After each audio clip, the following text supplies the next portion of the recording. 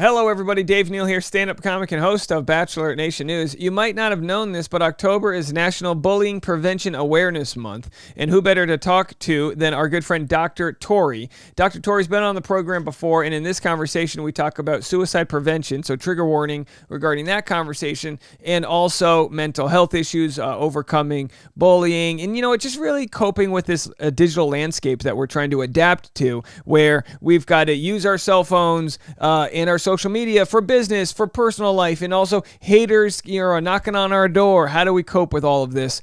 Clayton Echard, of course, has been great in having difficult conversations regarding overcoming his mental health problems from his season. Chris Randone and McKenna have also recently talked about similar issues. So we're helping the cause, or at least trying to, by furthering the conversation, talking to experts in the mental health field, and I think we can all benefit from that conversation.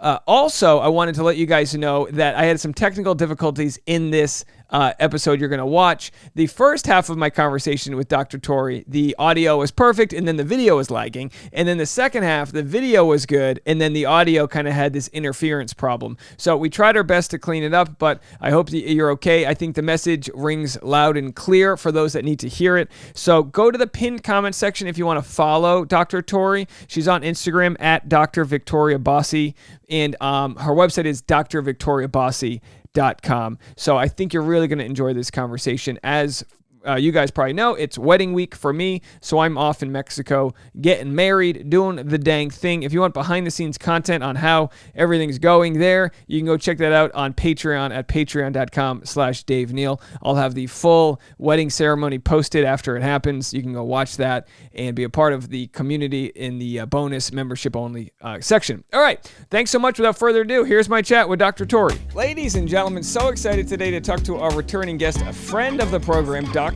Tori. How are you?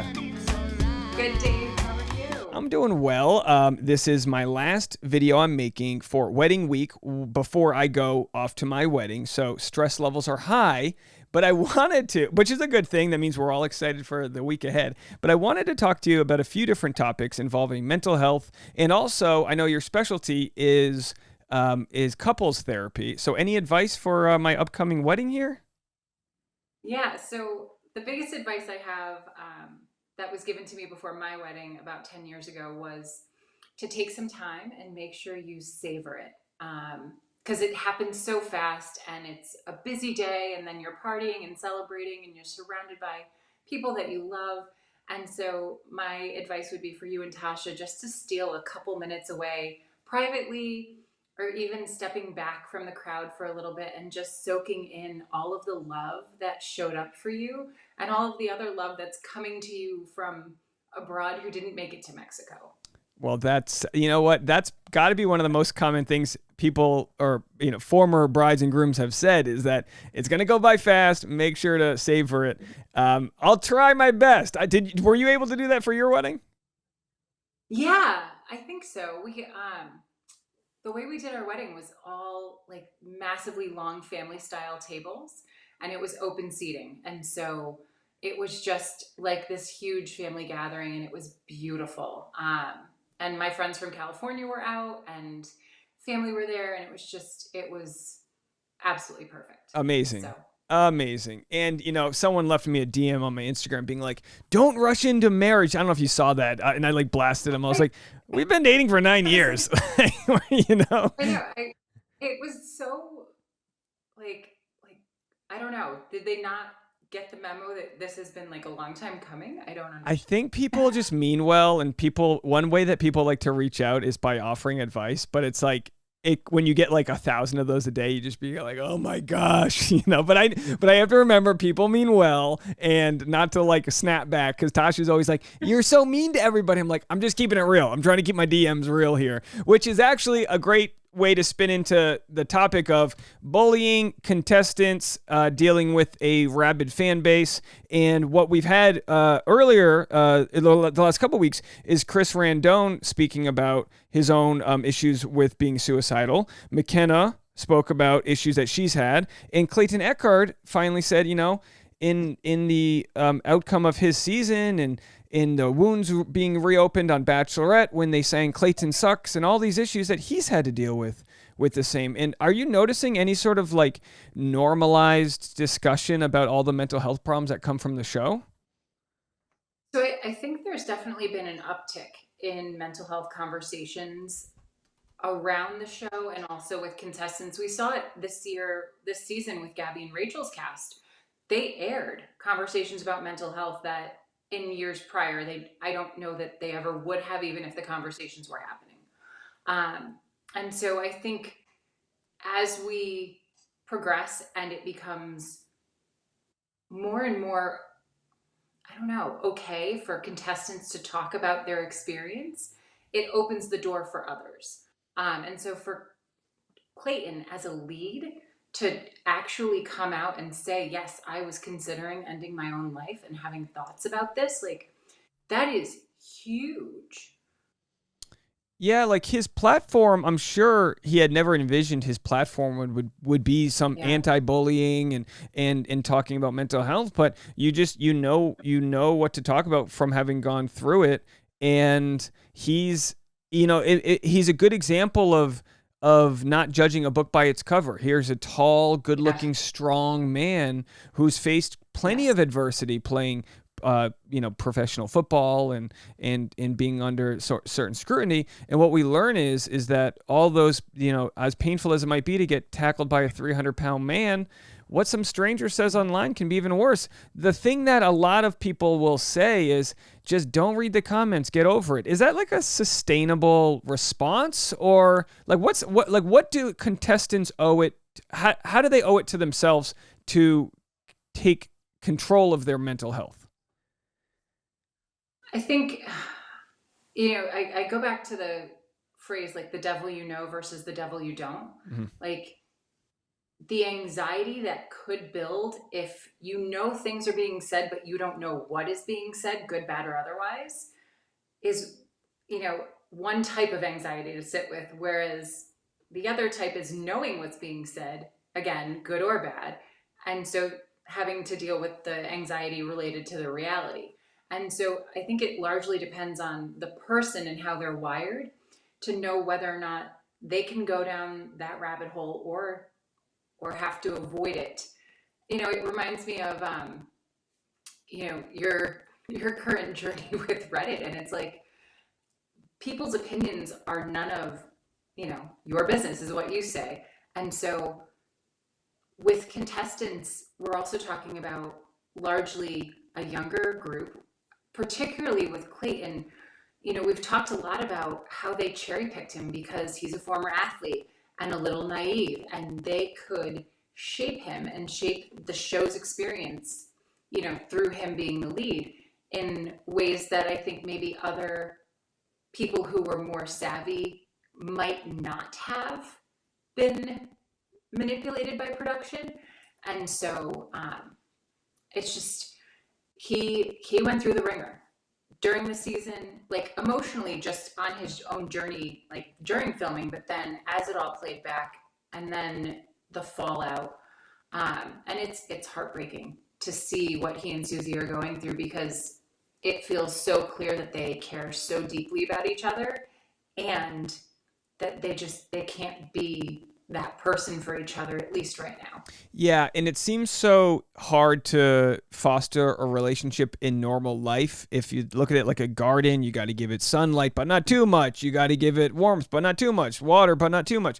And for them to have to put out fire after fire within their relationship while navigating fame and opportunity, and it seems to be that I've asked this question before. I don't know if the show has done anything more aggressively than the past, but the audience in some part is heightened. Maybe it's in part because of COVID had just drove us all, to overanalyze things, and politically there's a lot of charge, and people, it seems to be, just are choosing sides and saying, hey, look, if you've ever put that red hat on in the past, you are done. If you've ever said or tweeted this thing in the past, you are done. And then blokes like me say, well, let's not cancel everybody. let's have conversations. Then I become attached to the problem. So then people don't want to do and say what I do. And then it becomes very rare that anybody is even having any conversations whatsoever. Now, I know this as a comedian because I go on stage and have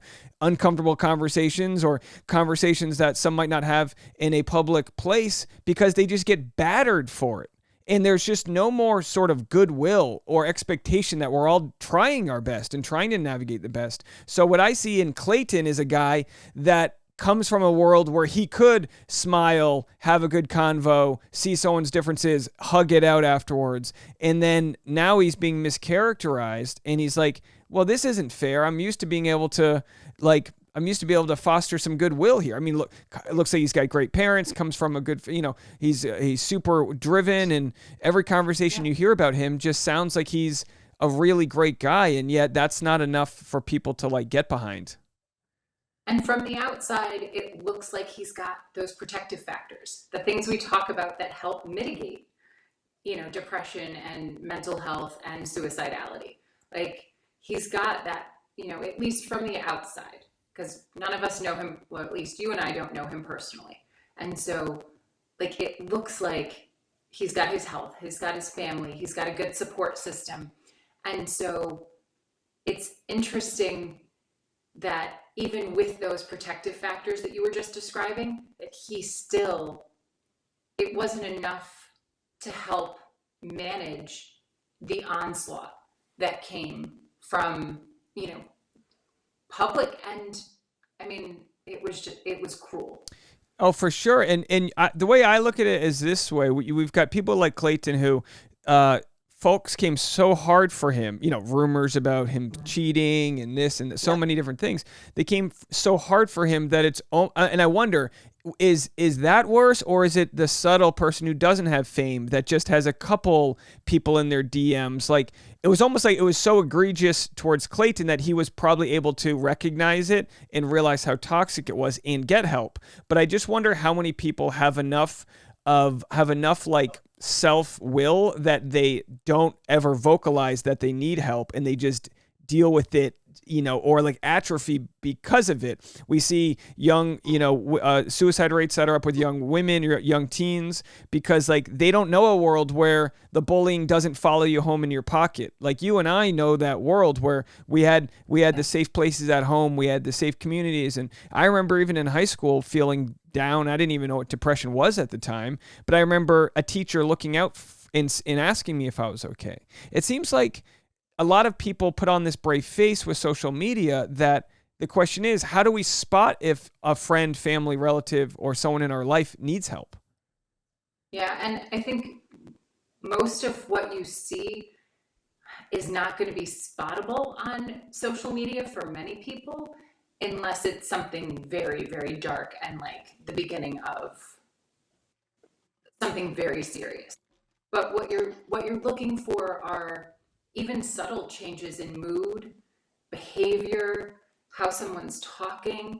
And what we know is that if you ask someone if they want to hurt themselves or end their lives, or if they're thinking about it, it's not going to increase the chance of them doing it. Having that conversation, having that really hard conversation is the best thing you can do. And so we don't know what happened behind the scenes with Clayton. I hope if he didn't come to that realization on his own, that he was there and needed that support, that there was another trusted adult or another, trusted person in his life that saw it happening and said, whoa, like, are you okay? You don't look okay. Like, I love you. I care about you. Let's go do something about this. Yeah. Yeah, and it's too many people that have friends or family that have ended their life have said, "Hey, I just wish I knew. I wish I asked. I wish I'd done something." And we need to get better educated at kind of looking for those types of signs. I mean, I know in my sort of like ultra niche position in this Bachelor world, I've had conversations with contestants that have said, "Hey, they've said I'm about to get that kind of edit, and I'm worried, and I'm feeling horrible, and and it's like, who the hell am I to guide people through this?" But at the same time, everyone usually feels better just by talking about it. I know Bachelor recap people and commentators, we have like a camaraderie because we've dealt with a lot of these weird things where people have tried to sabotage our careers or say things to our significant others. I mean, luckily my fiance can laugh about it when she gets a page-long DM from somebody, but they exist and they happen. And she's not as crazy as I am to like, to respond to that type of stuff. But it's like once with me, as like I've said this before, with me, I said this with Reality Steve, I've almost received the vaccine of dealing with the internet because I've never been under the scrutiny that like the full fan base gets, but I've had a couple hundred people not like me. And having a couple hundred people not like you is a lot for your gene code to be like, oh wait, we're being ostracized from this group that we're so proud of being in. Oh, they don't like it. And then the thing with like Reddit and other aspects of the internet is if someone says Dave Neal sucks and then that has 24 upvotes, you go, oh, this whole community thinks I suck. So it's not even just being bullied, it's almost being ostracized from the community that you so want to just be a part of. I don't know if I think everyone on their own journey can figure that out. But I guess the question is, moving forward, I don't know if we can get rid of these bad apples. We're just inviting them into our own doors. How do we change the locks on them? So I don't think we can. I do think there's a big responsibility with the show. You remember maybe in like 2015, 2016 Love Island, and there was a series of two contestants who died by suicide, and then one of the original hosts did as well. And there was a piece in the Daily Mail at the time talking about how the duty of care shifted and what they were actually doing on set to support contestants, what they were doing after the show to support contestants. Why are we not there? Why are we, Bachelor Nation, like this massive production, not there? Yeah, it's a question that I feel like more and more people are asking. And now that we have Clayton coming forward and rightfully being praised for having these types of conversations, it's going to take more than just having a on-set therapist, because the pain and trauma can unearth itself years down the road when the Google searches don't go away for whatever edit you were given. I think the biggest thing that the show can improve on, and look, I pedal in the unknown. So when a show's got 6.5 days between episodes, we'll talk about all the different things that might have gone wrong. But I do always try to operate as if the person I'm speaking about is watching my content. And I think audiences could benefit from only talking to people as if they would talk to them in real life. And I think the receiver, the contestants or whoever's receiving any scrutiny, it's okay to like challenge the way someone handled a situation or like, question someone's actions on the show. But I think we just have to get to a place where we just bring more humanity into it. And I guess maybe the show just takes that away. It just puts this guard up. And most times when a troll is confronted, they cower, they back down, and they say, I didn't even know you'd read this. But it's like, how can't I? It's like poison ivy. Who doesn't itch the poison ivy? It's right there. And people all day long can say, don't read it. Yesterday I avoided a thread that involved one of my videos. I decided I was in the right mood where I didn't need to click on it. I was too busy. But some days you just scratch that itch and you go, man, I really didn't need that one. And when your moms and your friends and strangers DM it to you, it's almost unavoidable unless you completely get off of social media, which is so entangled into people's livelihoods that it's more about learning how to cope with it than necessarily of avoiding it altogether, I guess. Yeah, and I think going back to what you said a moment ago, one of the things that stands out for me is when you were talking about using this as if the person was watching, it's separating the person from the behavior. And it's also, the edit is obviously a whole nother layer of it, but it's exactly what I do with my son. I love you, and I'm not happy that you did, X, Y, or Z. And so it becomes about the behavior, and it doesn't ever become about him. It's like when he was born, he was always a sweet boy. That he was never nice, he was never good, he was never bad. We talked about decisions he made and behaviors in that way, but he has always been a sweet boy.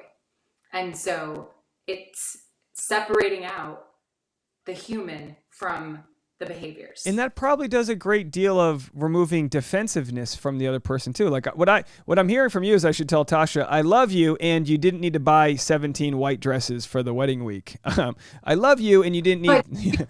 Dave, they look so good. Yeah, no.